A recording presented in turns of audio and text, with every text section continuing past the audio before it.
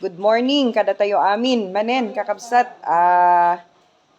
Umpisahan po natin yung ating Sunday School. Sorry i-Tagalog ko tapno maawatan piman dagi jaya kayat damat iti makaadal. Iti sa uti apo nga handa nga makaawat iti Ilocano. Okay, so itutuloy po natin yung ating paksa, yung ating topic ng mga nakakaraang Sunday School natin about the works of the Holy Spirit. So, ang ating main topic is 6 ways the Holy Spirit transforms our lives. So, may mga pinag-aralan po tayo dito, paano tayo patuloy na babaguhin, ita-transform ng banal na Espiritu habang tayo ay nasa kanyang kingdom o nasa loob ng isang church. So, may mga tinalakay po tayo dito at ang huling topic nga po natin is about the Holy Spirit guides us into all truth, no? So, itutuloy natin ito dahil napakahalaga po nito para sa ating transformation bilang mananampalataya ng Panginoon sa kanyang iglesia. So, let us read the book of John, chapter 16, verse 13. Pastor Adam, pakibasa nga po sa Ilocano or Tagalog or English, pero mas maganda kung maawat yung naintindihan natin. So, basahin mo ng malakas para sa ating lahat. John chapter 16, verse 13. 13. Ngamintud umay dayjay espiritu ti kinapudno, idalan na kayto iti amin iti kinapudno, tasaan ito nagsaog iso, iti sa unan to ti anyaman, amang niganan to, ket ipakaagmunan to kada kayo iti lambanag mapasa. Ayan. Maliwanag po yung binasa ni Pastor, ano ba yung sinasabi niya. So, one beautiful title that Jesus calls the Holy Spirit is the Spirit of Truth. Yung Espiritu ng katotohanan. So, kaya sinasabi niya dito sa pangatlo na paano tayo binabago, tinatransform ng Espiritu ng Diyos, ay the Holy Spirit guides us into all truth, no? Igina-guide niya tayo, igiya na tayo, iti amin akina pudno. So, dito, makikita natin dito na dun sa binasa ni Pastor Adam, dun sa John 16:13, dun sa English, na when the Spirit of truth, sabi niya, comes, He will guide you into all truth. Gagayad ka niya sa lahat ng katotohanan. He will not speak on His own, but will tell you what He has heard, sabi niya doon. He will tell you about the future. Igaguide ka niya, sasabihin niya sa iyo kung ano ang kanyang narinig. And sasabihin niya sa iyo kung ano ang nasa hinaharap, no? So, ano po ang ibig sabihin ng ating Panginoong Jesus nung kanyang sinasabi ito? When we have the Holy Spirit dun sa buhay natin, 'di ba? Lagi natin sinasabi na nung tinanggap natin ang banal na Espiritu ng Diyos sa ating mga buhay, o tinanggap natin si Kristo sa ating mga buhay, ang banal na Espiritu po ay nananahan na sa atin. 'Di ba, Brother Randy? Agtataeng ti Espiritu iti biag tayo. So, kung siya ay nananahan sa ating mga buhay, yang Espiritu po na yan, ang siyang nagga-guide sa atin. Mangigiya kada tayo, dalan kada tayo, mag-guide sa atin sa direction na gusto ng Diyos kung saan tayo papunta. Okay? So, igaguide ka niya, ililid ka niya kung saan yung direction na gusto ng Diyos na patutunguhan mo. So, yun ho ang kanyang duties o yun ho yung kanyang gagawin sa buhay mo bilang isang pinananahanan niya.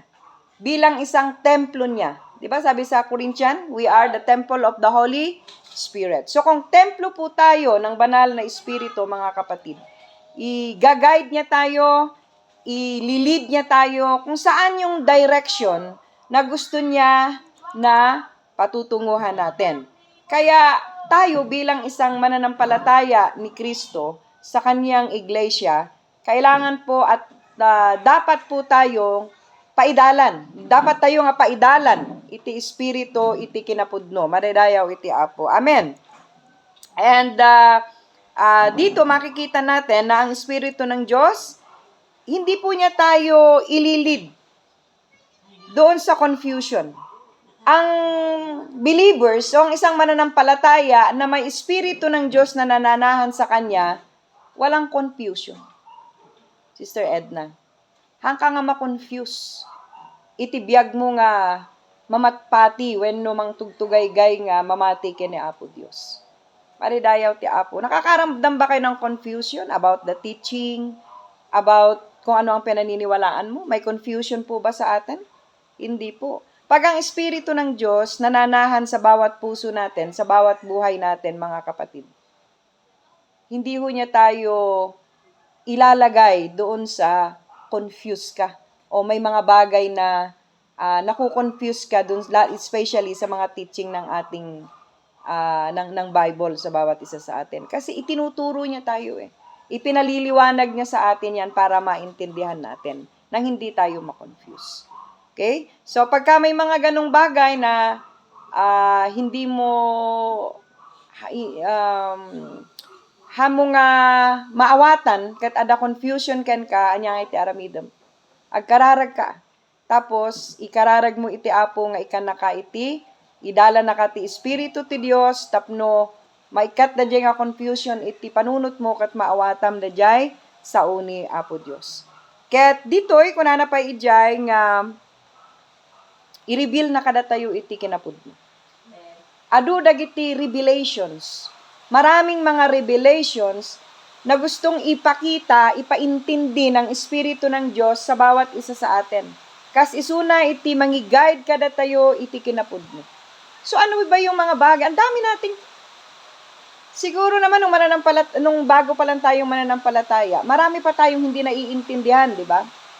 Adu dagitihan tayo maawatan, nga banbanag iti panagbiag tayo, lalalo no agdengdengeg tayo ti sao ni Apo Dios, han nga amin ket maawatan tayo amin.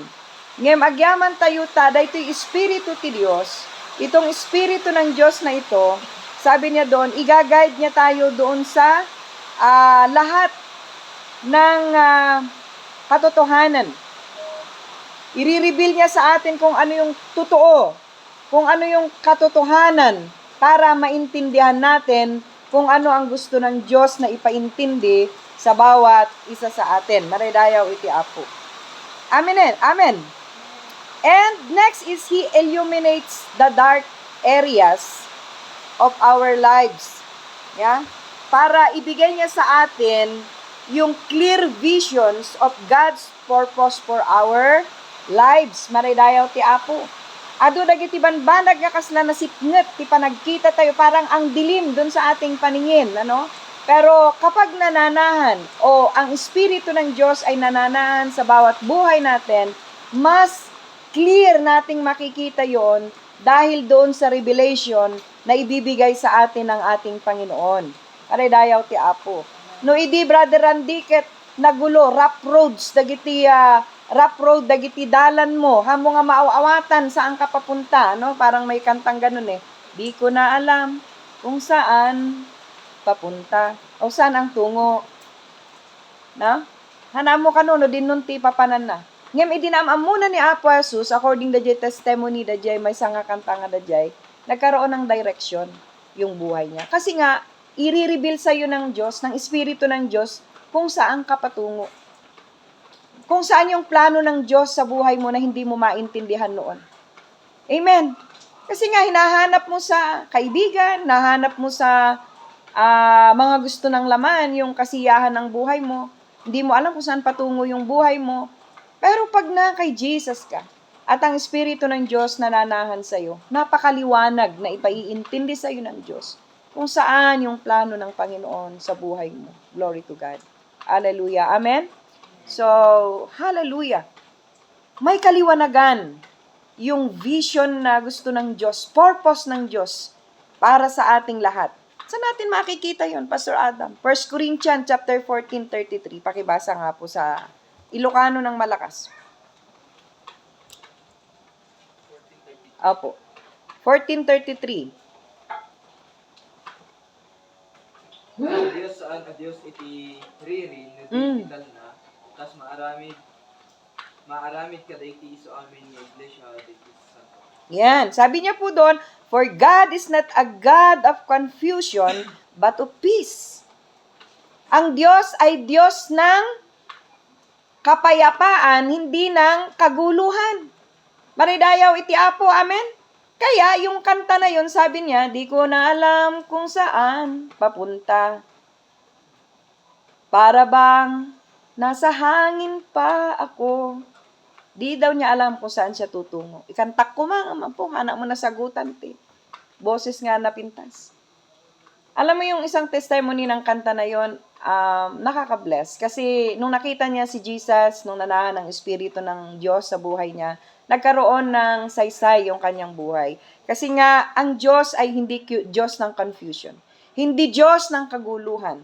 Pero Diyos siya ng katahimikan, ng kapayapaan, at ng direction ng buhay. Because the Holy Spirit guides us into all truths. Maraydayaw ti Apo. Amen? Ano pa? Hindi lang doon. Sa mga teaching na nakaka-confuse minsan sa ating mga buhay. Ano ba talaga ang totoo? Ano ba tong itinuturo nitong isang nagbigay sa akin ng flyers dito sa bahay? Binasa ko, ganito ang sinasabi. Na kapag ka hindi ka nag-witness, hindi ka masisave. Ano ba hindi ko naintindihan. Pero binasa ko sa Word of God na hindi yun ang kaligtasan, kung hindi ang pananampalataya kay Kristo na siyang namatay at nagbuhos ng dugo para sa akin. And then, mariknam da jay panangidalan ti Apo nga iso da jay ti banag nga kinapudno. Maridayaw ti Apo, di ba? Siguro ni Brother Randy bilang isang bagong mananampalataya, kasi siya yung nakikita ko dahil magdadalawang taon ka pa lang, no, Brother Randy. Marami ka bang naintindihan ngayon while na umuupo ka sa Sunday School, Bible study, sa loob ng tahanan? Amen. Meron naman po. Opo. So, ibig sabihin, ti Espiritu ti Apo, lawlawagan na nga lawlawagan. No? Nililiwanagan niya yung mga kaisipan mo sa mga katotohanan about the teaching. And that's the very important matter sa buhay natin bilang isang mananampalataya ni Kristo. Amen? Igina-guide po niya tayo sa katotohanan. Hindi ho ulbod ang Espiritu ng Diyos. Hindi po sinungaling. Sasabihin niya sa iyo kung ano ang totoo, lalo na sa mga katuruan. Gaguide ka niya kung ano ang totoong katuruan para sa ating kaligtasan, sa ating justification, sa ating righteousness, sa ating sanctification. Ang lahat po niyan tinatrabaho ng banal na Espiritu ng Diyos. Amen? Okay, and then, sabi niya rito, ang Espiritu ng Diyos is our leader, and those who follow Him are His sons and daughters. Romans 8, chapter 14, verse 16, Pastor Adam. Ano po ang sinasabi niya doon? Ibasam iti napigsa, tapno mangag tayo amin, para kinister Leonie, nga, ana nga maukrad jay Bible nan, ibasam kat makita mabasa na dadjay. Madungag na dadjay. 8 verse 14 to 16. Tadagop amin nga idalan ti Espiritu ti Dios isu daday ti anak ti Dios. Tasaan niyo nga inawat iti pagkinakem iti panakaadipen nanen tapno agputeng kayo nga inawat niyo ti pagkinakem iti panakaibilang nga anak. Gapon na tumawag tayo aba ama. Espiritu naglain panitnakan na dagiti Espiritu tayo ada tayo anak na tayo ti Dios. Amen. Ayos, ano narinig mo? Sino daw ang ililid ng Espiritu ng Diyos dyan? Believers or unbelievers? Believers. Maliwanag. Tahaan nga idalan ti Apo dagiti saan nga? Hana nga amo ken awan hindi nananahan ng Espiritu sa kanya. Kasi ang Espiritu ng Diyos mananahan lang doon sa nag-receive ng gospel o ng mabuting balita. Anong mabuting balita? Si Jesus. Kapag ni-receive mo ng totoo si Jesus sa buhay mo, humingi ka ng kapatawaran sa lahat ng kasalanan mo at nananahan si Kristo sa iyo, matik yan. No? Ang Espiritu ng Diyos nananahan sa iyo. Ginagawa kanyang templo. At maliwanag doon, sabi niya, for all who are led by the Spirit of God are children of God. Amen? Siya sino man, nga idaldalan iti Espiritu ti Apo, anak ni Apo Diyos. Kung hindi ka mananampalataya, edi walang leading ng Espiritu ng Diyos. Maliwanag ba yun, Pastora Leti? Ganun ba yun? Isungahan nga amin nga tao kat idalan ti Espiritu ti Diyos. Remember, mag-submit tayo pa nga umuna kini Apo Jesucristo nga isut nangisalakan kada tayo. Kaya't no maugasan dagiti basbasol ta kapag naugasan ang ating mga kasalanan, nawala ang ating mga karumihan, at nilinis tayo ng dugo ni Kristo and the Holy Spirit, may space siya na mananahan sa ating buhay. Amen? And then ililid ka niya sa buong buhay mo para sundin mo kung ano ang gusto ng Diyos sa iyong buhay. At matik, ikaw ay sons and daughter of our Lord Jesus, ang ating Diyos. Amen. Hallelujah. Kaya magkakaroon tayo ng tinatawag na karapatan na tumawag na, ano yung sabi ni Pastor kanina? Aba, Ama.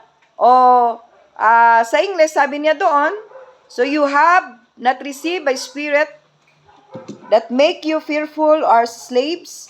Instead, you receive God's Spirit when He adopted you as His own children. Binigyan niya tayo ng karapatang adopted. Apa yung adopted? Hindi tayo legal. Kami nangununa nga inturing na nga anak na Israel's nation. And then tayo nga Gentiles believers, inyarig na tayo kung ijay akas pudpudno nga anak.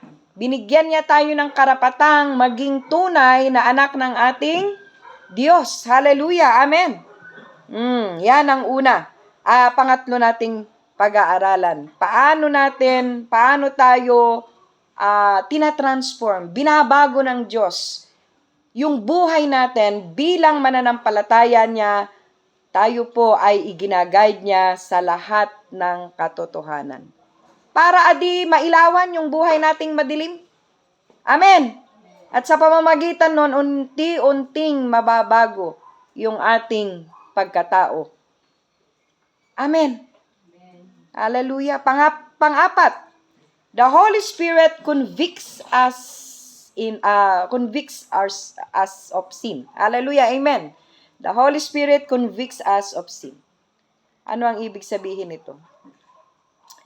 Katulad nga ng sabi ko mga kapatid, ang Espiritu ng Diyos ay nagtatrabaho sa buhay natin katulad ng ginawa ng ating Panginoong Jesucristo.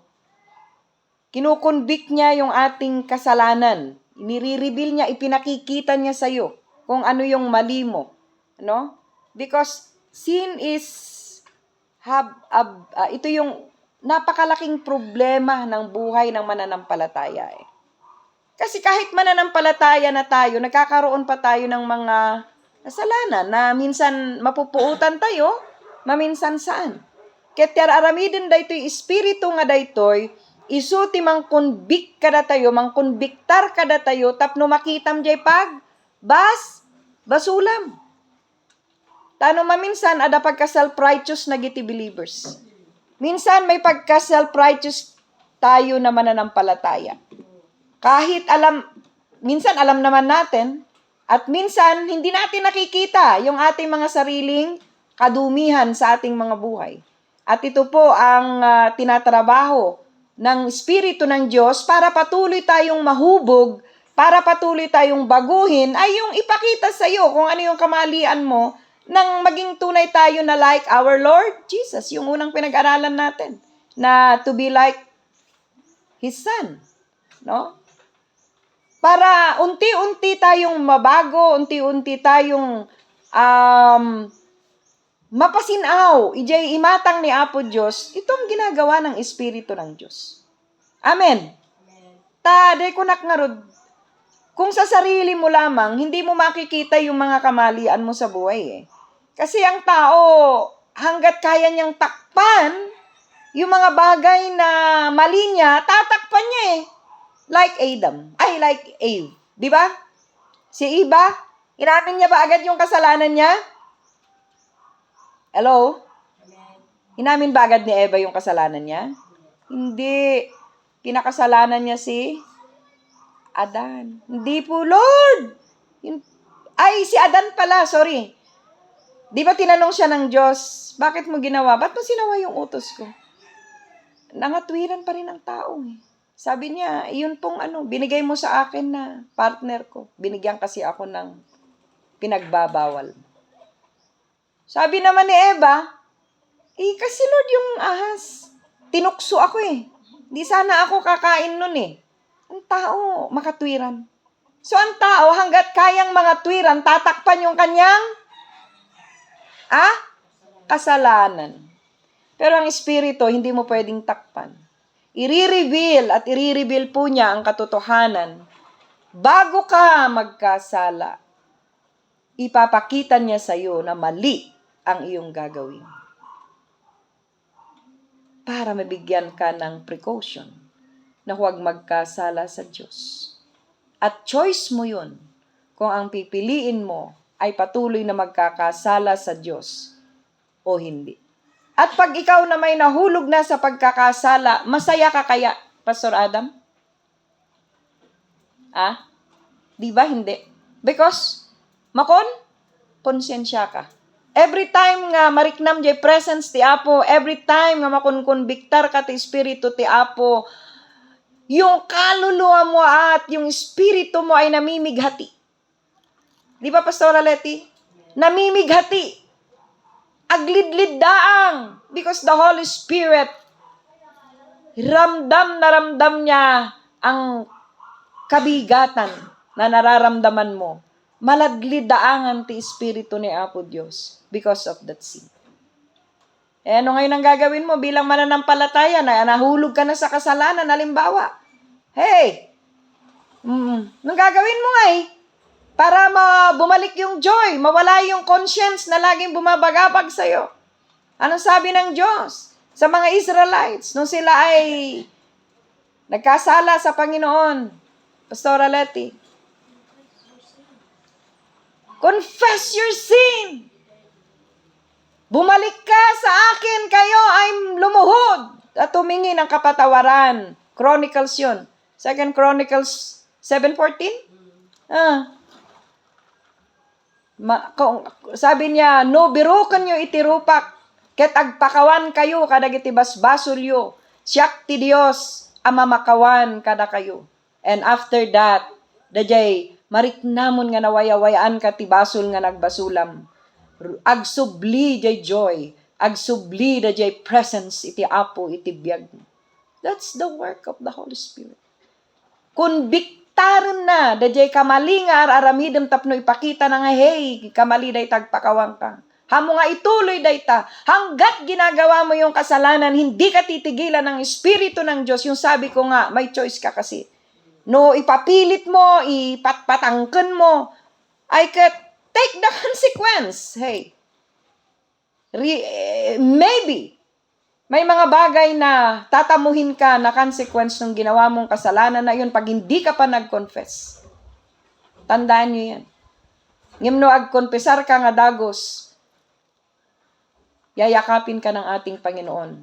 Hindi mo mararamdaman yung consequence kung mag-turn back ka agad sa ating Panginoon. Malagip mo isuna.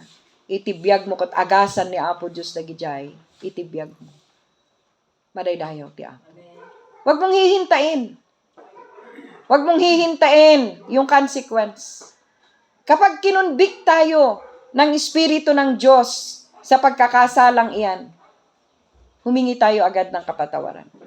Para sa mga mens natin na nahuli. Nandito pa rin po tayo. Tinutuloy pa rin natin yung Espiritu ng Diyos na nagtatransform sa buhay natin, At ito nga po yung pang-apat, the Holy Spirit convicts us of sin, Kinukonbiktaran tayo ni Espiritu ti Apo sakbay nga agbasol tayo.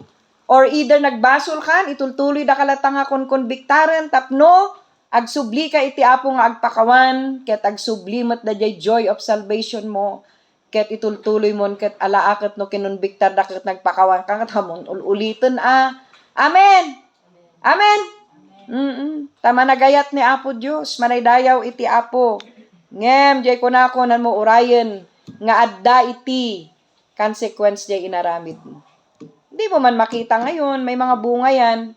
Pero kung gusto mo na hindi mo danasin yon, baka tahingi ka ng tawad agad sa Diyos at simpaam adi day dapat ka masimpa. Amen? Amo minsan nga, hindi mo alam na kasalanan pero ipinapaintindi sa'yo ng Diyos na kasalanan yun. Ang daming bagay na pwedeng i-convict ni Apo Diyos itibiyag tayo para ma-transform yung buhay natin. Pastor Aleti, magbigay ka nga ng isa. Ang pwedeng convict ng Diyos sa atin, na minsan na self-righteous tayo at lagi nating tinatakpan sa buhay natin eh. Akala natin tama yun, pero ang Espiritu ng Diyos lagi niyang ipinaliliwanag, mali yan eh. Di ba? Tinatago na. Dami nating hina-hide natin, pero pilit inilalabas ng Espiritu ng Diyos. Pastora. Ayun! Iman. Galit. Akala natin, okay lang naman Lord magalit Sabi mo nga, magalit, pero pag lubog ng araw, kailangan yung galit, wala na. Sabi naman niya, binigyan ka na agad ng, di ba? Magalit ka, sige magalit ka ngayon. Pero pag lubog ng araw, sana mapatawad mo ng iyong kapatid. Pero bibigyan mo ng justification yung ginawa mo, ay di ba sabi mo nga Lord, pahupain pa at ano ba yung sabi niya? Bibigyan mo pa ng katwiran eh. Pero sabi ng Espiritu ng Diyos ay, Apo, hupain mo na yung galit, patawarin mo na yung kapatid mong kagalit mo, mas mainam na ikaw ang unang magpakumbaba, pero dahil yung flesh mo mas mataas, aguray pa Apo, hanak pa hinga move on. Yeah. Paturay tayo latada jay, kaya hindi makapag-work yung Espiritu. Kahit gusto niyang mag-work agad na pikpikan na jay likod mo, ngam jay emotion mo mas mataas. Kaya susuti ko natin Espiritu ti Apo paidalan kayo, ti Espiritu ti Apo tapno mariknam, di jay kalma, ijay pusom, ket mapakawan mo nga dagos, jay kabsat mo. Maridayaw ti Apo. Amen? Awan, kasjay, tama yun, Pastora, thank you. Nya? So, gusto kong bigyan ng diin dito yung conviction.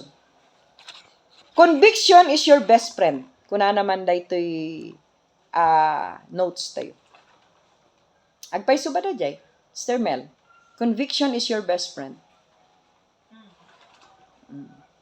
Kasi yun yung natin pang-apat na nagtatransform sa buhay natin, na tinatrabaho ng Espiritu ng Diyos. Kinukonvict niya yung kasalanan sa buhay natin. So, conviction is our best friends. If we stop feeling conviction, then we have bigger problem daw.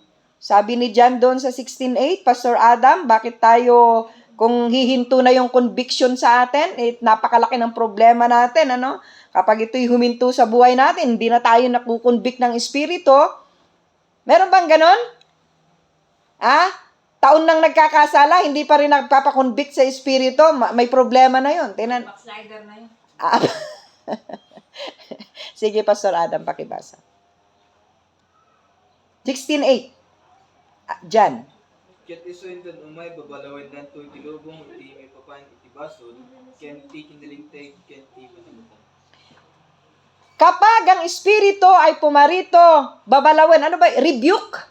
Babalawin na itilubong itibasol, ket, niya ko na jaylas. He will, sabi niya, and when He comes, He will convict the world concerning sin and righteousness and judgment. Palidayaw ti Apo. Isuti mang babalaw iti basol. Isu nga no awanen, iti panang kababalaw, iti Espiritu, ti biyag tayo, agbabalaw tayon. Ket salamat gayam, no ada conviction. Maridayaw ti Apo, amen? Ibig sabihin, kapag may conviction sa puso mo, yun ang palatandaan ng Espiritu ng Diyos na nanahan pa sa iyo. Amen? Ket no may conviction, mag-response. Huwag lang manatili na laging mong pinapalampas yung conviction. Pag may conviction, please, ag-response tayo no anya di conviction iti Espiritu ti Apo iti biyag tayo. No kunana nga ipakawan mo, ay kat ipakawan mo Amen. Dapat kunana dito, dito conviction ka umay before the sin happens. Sakbay nga umay ti panagbasol, umaypay ti conviction. Agpay suday ta. With my experience, itibiyag ko bilang 52 nga taon ko itata. Adamot ti taon ko nga 33 years nga mamatpati iti apo kinang receive kini Jesus. Jay biyag ko kat babaken nga to. Agbaba nga to iti biyag ko nga magyaman ak ti apo ta imsursuro nak daytoy conviction nga daytoy. Sakbay nga agbasol ka, umay ti pa nakakonbiktar ken ka. Agsao ti espiritu ni Apo Dios. Agyaman tayo ta dadadjay nga mangidaldalan. Kaya iso nga amok nabiyag ti Apo eh. Ti espiritu kat kaslamot lang ni Apo Jesus, hindi lang nagkatawang tao, pero isang persona. Best friend mo, gayem mo, kasama mo siya araw-araw. Sa puso mo, sa buhay mo. Siya yung nag-guide sa'yo. Totoo ito eh. Kasi naranasan ko ito. Naranasan ko ito at hindi lang ako. I know, datayo amin. Lalalo kada kayo nga kadwak nga damot ti baybayagnan nga namati kini Apo Dios. Dahil ti best friend tayo. Conviction. Kasi sakbay nga agbasol tayo, ada pa ng convictar iti Apo. E nagyaman tayo ijay. Maraydayaw ni Apo Dios. Da kayo nga ubing pay ngayang people. Kayo na mga nasa murang edad pa at murang edad ng pananampalataya. Ito ang lagi ninyong dalin. Ito ang lagi ninyong panghawakan sa buhay nyo. Yung conviction ng Espiritu ng Diyos sa buhay nyo. Na sana bago kayo magkagawa ng kasalanan sa Diyos, marinig ninyo yung pagtatama sa inyo ng Panginoon. Para sa bagay na ito, dito tayo patuloy na huhubugin ng Diyos patungo sa kanyang gusto at purpose sa ating mga buhay. Maraydayaw ti Apo. Amen? Iti espiritu ni Apo Dios ag-start daytoy nga agtrabaho ijay puso tayo. So sakbay nga umay ti temptation, umay ti temptasyon iti biag konbiktaran da ka iti Dios. May pagkukonbinsi ang Panginoon sa iyo, sasabihin niya sa iyo, "Hey, ako'y natim pero hindi ako nagkasala." Hindi masamang tayo matempt. Hindi kasalanan 'yun. Ang kasalanan kapag ka tinutupam da jay temptation. Kano inuwinam jay temptation, di ba, Pastor Adam? Amom nga rod nga temptation, mapangkapayla. Takayat nga rod tilasag. Yeah. Kayat tilasag, isungahan mo nga maigawid.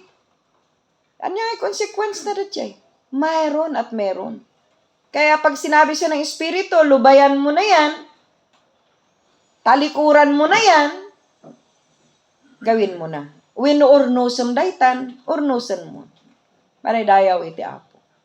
Hallelujah, amen. Kat it is our responsibility to respond to that conviction bilang Kristiyano. Wag mong sasabihin na, apay nga anak ko, han mo nga nagresponde, edi kinunbikda ka. When Apo, ta down nak idi. Kuna tayo nga rudtikas jay. Responsibilidad natin na mag-amend dun sa conviction ng Diyos sa buhay natin. Maraydayaw iti Apo. Singirin ni Apo Diyos ka dajay kinyatayo. No tinungpal tayo wenosan. So nga bilang mananampalataya, hindi naman tayo laging tinatakot ng Diyos.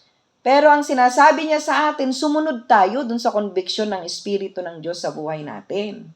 Han tayo patangkanan ti puso tayo. Amoy dagiti Israelita, sidi pinatpatangken da ti puso da, kat nagtultuloy da nga nagbasol. Anya ngay napasamak kinyada. Ano yung naging consequence? Nakautibo da iti adu nga impero. Nakaptives da iti adu nga empires. Anya ngay tinangyari? Napaharparigat da, nagbalinda nga slaves. Diba?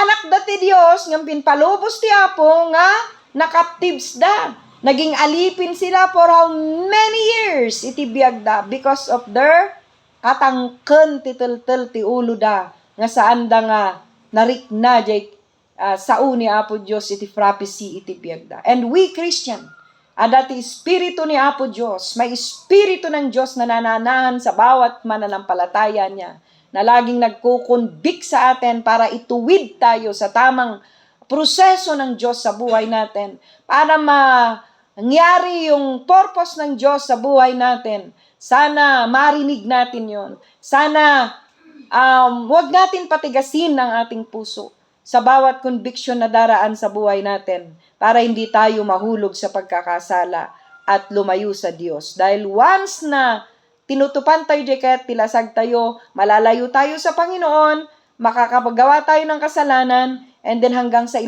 tuwan-tuwa na ang kaaway, dahil nailayo ka niya sa Diyos, yun lang naman ang ultimate purpose ni Satan, yung ilayo tayo sa espiritu ng sa presensya ng Panginoon, ilayo tayo sa iglesia, ilayo tayo sa pagtutuwid sa atin ng Panginoon. Yun lang naman ang ultimate purpose ni Satan. Pero sana mga kapatid, hallelujah, lagi nating marinig, lagi tayong magkaroon ng responsibility na tugunan yung anumang conviction ng Espiritu ng Diyos sa ating mga buhay para tayo ay maging matuwid sa harapan ng Diyos. Hallelujah! At ito ang bagay na ginagamit niya para tayo ay patuloy na matransform day by day. Day by day. Hallelujah! Sa bawat araw na dumaraan sa ating buhay, magkaroon tayo ng pagiging kawangis ni Kristo because of this kind of pamamaraan ng Diyos, pamamaraan ng banal na Espiritu na ginagawa niya sa ating mga buhay, maridayaw ti Apo. Amen? So, hindi po umaalis ang Espiritu ng Diyos sa ating mga puso para patuloy na mag-move at ang gagawin lang po natin, makinig tayo at patuloy na hayaan na magtrabaho ang banal na Espiritu sa ating mga buhay. Okay, number 5. The Holy Spirit reveals God's Word to us. Oo, narinig ko na yan. Oo, narinig na nyo, pero gusto ko lang bigyan ng diin ngayong umaga.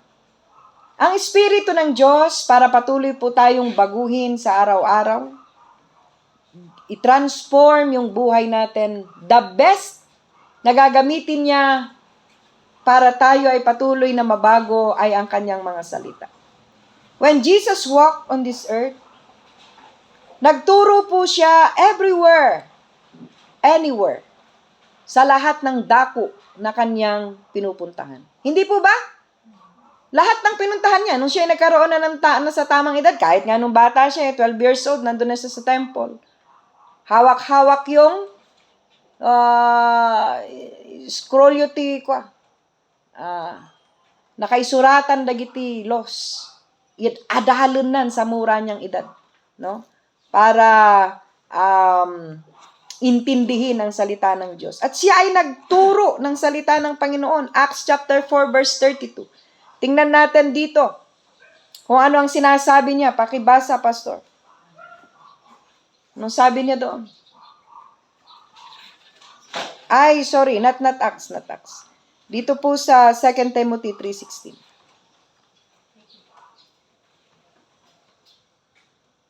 Alam nyo, hindi na ho pupunta rito si Jesus para bumaba na gaya ng ginawa niya noon. Physically, hindi na po. Pero, ang espiritu niya, yun ang kanyang inbaon. Tapno agtrabaho itibiyag tayo itata. Ginagawa ng kanyang espiritu ang mag-reveal ng kanyang salita sa atin through the Bible. Pastor Adam, pakibasa. Sa amin na surat, ngayon pala. Pagpigsampay, no, dapay kapigsaan. Sa amin na surat, ngayon pala ting ti Diyos, isomet tinimbag, apakasusuluan, garan pakababalawan, ken pakadalan katigitigilan. Amen.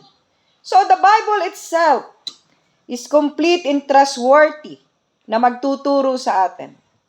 But imposible po na maintindihan natin without the Holy Spirit na mag-i-interpret sa atin. Amen? Amen. Nabalitaan nyo ba?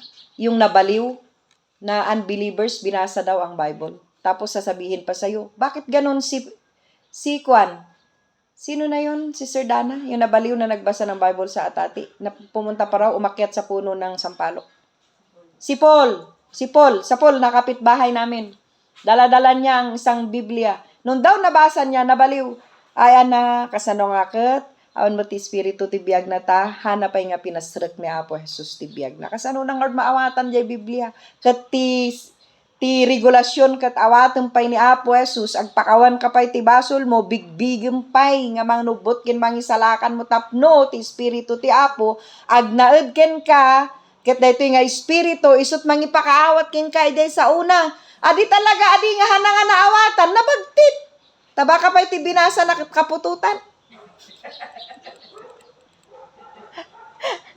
Iso nga amuyan, katawa tayo lang, but agpaiso. Ti Espiritu ti Dios, iso ti mangipakaawat, iti Biblia kada tayo. And very, very clear doon sa binasa ni Pastor Adam sa ating lahat, mga kapatid, that all Scripture is inspired by God, and it's useful to teach us what is true, and to make us realize, tapno kano ma-realize tayo, mabigbig tayo, what is wrong in our lives. No anya kanot kamali, iti biyag tayo, madaydayaw iti Apo. And then, it corrects us when we are wrong, and teaches us to do what is right. Madaydayaw iti Apo, nagdigmayaton. Ti sao ni Apo Diyos, no kas anong agtrabaho, kinagupirar kada tayo. And remember, without the Holy Spirit, ulitak manen, saan tayo nga maaramid daytoy. Haang nga makapag-correct daytoy itibiyag tayo, no awan ti Espiritu ni Apo Diyos. Ngem gaputa, kunana nga rod, ti sao ti Apo, sabi nga niya, ang salita ng Diyos at ang Espiritu ng Diyos ay laging magkasama para ituwid tayo, para ituro tayo sa katotohanan, at tutulungan tayo, maraydayaw ti Apo, para ang buhay natin ay mapawasto.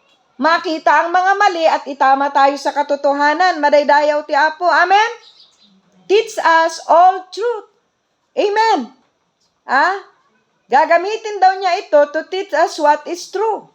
Gagamitin niya ito para ituro tayo kung anong katotohanan. At niyang kitinaimbag na. At ang magtuturo sa atin, wala na si Jesus. Ang Espiritu ng Panginoon. Dahil siya'y nananahan sa atin, maiintindihan natin ang mga salita niya, madaydayaw iti Apo. Kaya wag mong babaliwalain ang Espiritu ng Diyos sa buhay mo. Lagi mong kasama yan. Kaibigan mo yan. Friend mo yan. Hallelujah, amen.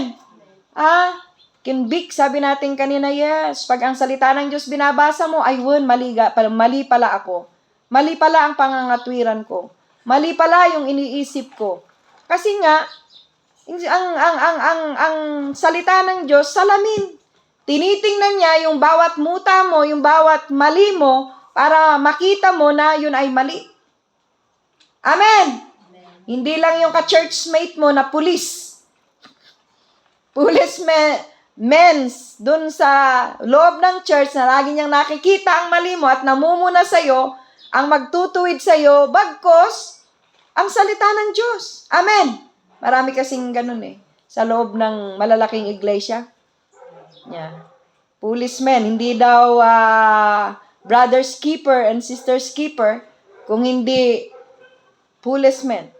Tagabantay, tagapuna ng kamalian ng kanyang kapatid sa loob ng iglesia, pero hindi niya makita ang muta niya, yun naman ang mali. Pero pag binasa niya ang salita ng Diyos, yun po ang magkapagpapakita sa kanya kung ano ang kanyang kamalian sa bagay na ito. Maraydayaw iti Apo, amen? Yes, napaka-strong po ng salita ng Panginoon. Diyon sa John 14:26, the Holy Spirit teach us and reveal us the meaning of Scripture. So, sabi niya doon, but the Helper, the Holy Spirit, whom the Father will send in my name, He will teach you all things and brings to you remembrance all that I said to you. Kompleto. Maraydayaw ti Apo. Amen? Okay. Bigyan niyo pa ako ng 10 minutes. Panghuli. Lastly, para ibang topic naman kapag ako uli ang magtuturo sa inyo. Kasi si Pastor Aleti po ang magtuturo sa Sunday School sa next Sunday. About the Holy Spirit ulit ang topic natin sa susunod. Number 6, ito po yung huli na magta-transform sa buhay natin, nagagamitin ng banal na Espiritu ng Diyos, ay yung the Holy Spirit brings us closer to other believers. Inilalapit tayo ng banal na Espiritu sa ibang mga mananampalataya para sila ay ating makaisa. Amen. Amen? Acts 4:22. Asa na yung ating scripture reader? Kanya? Sabi niya doon, all the believers were united in heart and mind. And they felt that what they owned was not their own. So they shared everything they had. the book of, okay, yun po yung sinasabi niya doon sa Acts, na ang bawat mananampalataya, nung dumating ang Espiritu ng Diyos sa kanila, nagkaroon na sila ng united, nagkaroon sila ng pagkakaisa ng puso at ng kanilang mga isip because of the Holy Spirit.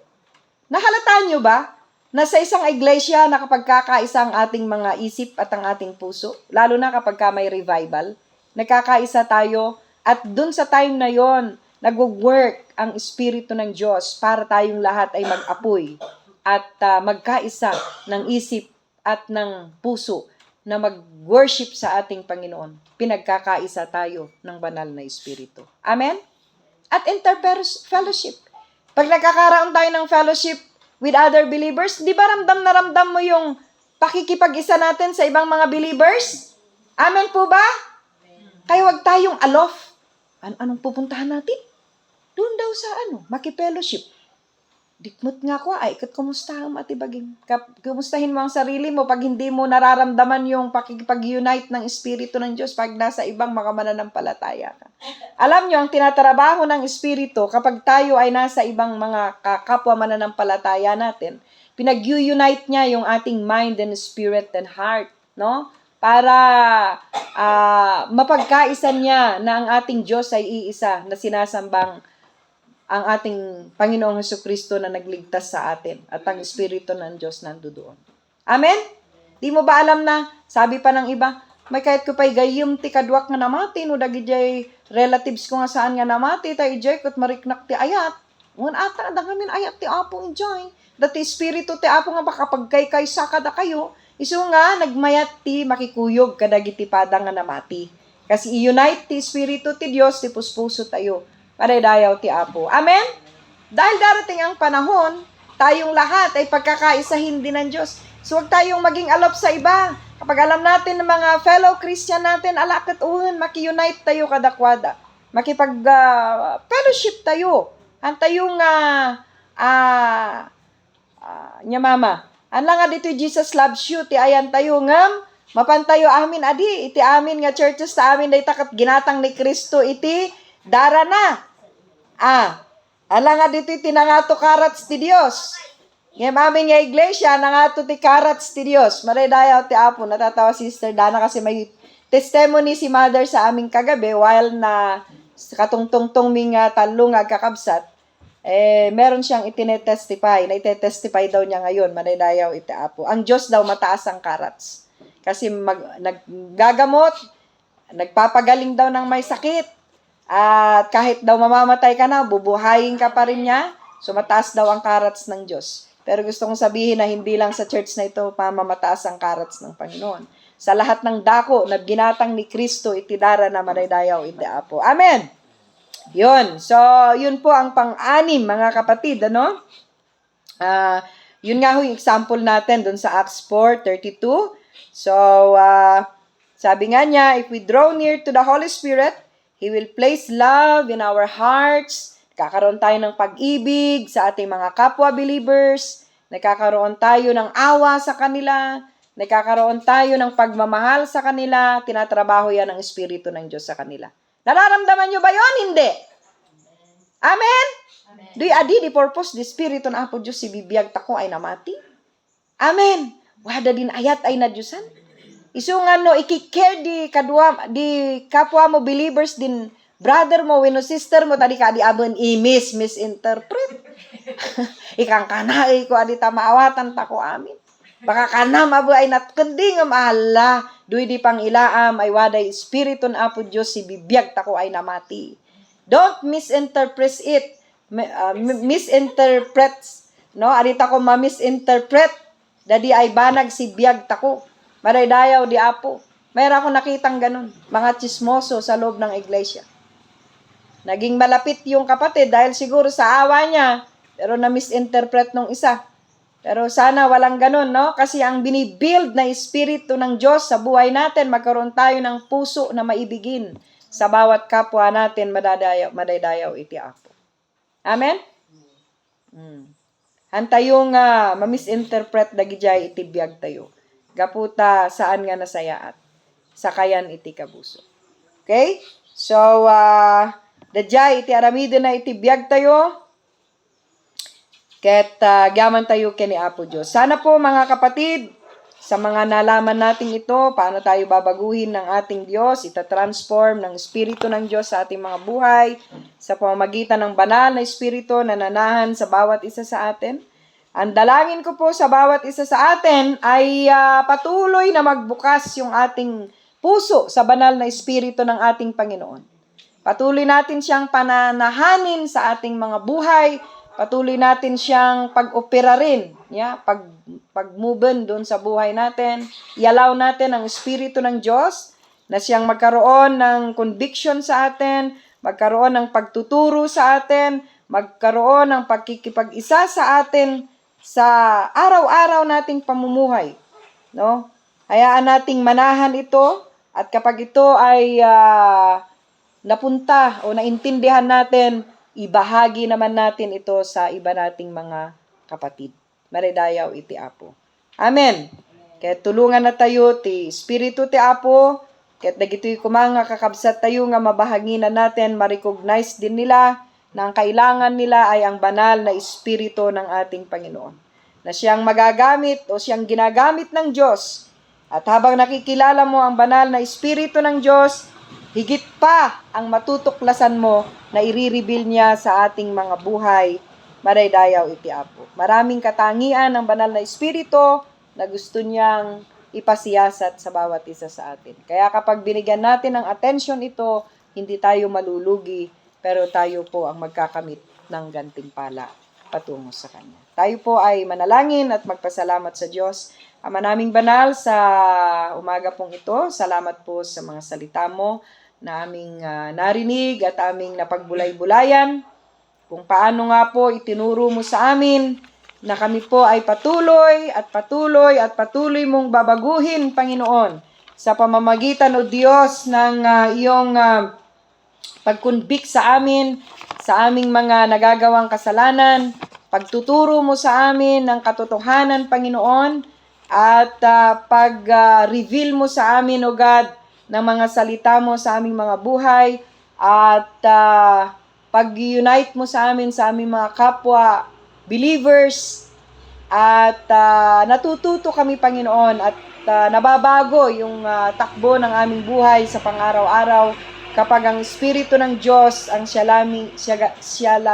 naming laging kasama sa aming mga buhay, Panginoon. Kaya sa araw na ito, Diyos, kinikilala namin ang banal na Espiritu na siya naming best friend, na siya naming higit na kailangan sa aming mga buhay. At wala na pong iba, Panginoon, wala na pong iba sa ibabaw ng mundong ito na ibinigay mo sa bawat mananampalataya na higit naming asamin at pagkatiwalaan kundi ang banal na Espiritu mo na siyang maglilid sa bawat buhay namin. At maraming salamat nga po, Ama, sa araw na ito. I-bless mo po ang bawat hearers na nakinig at nagpapasok ng mga salita mo sa kanilang mga puso.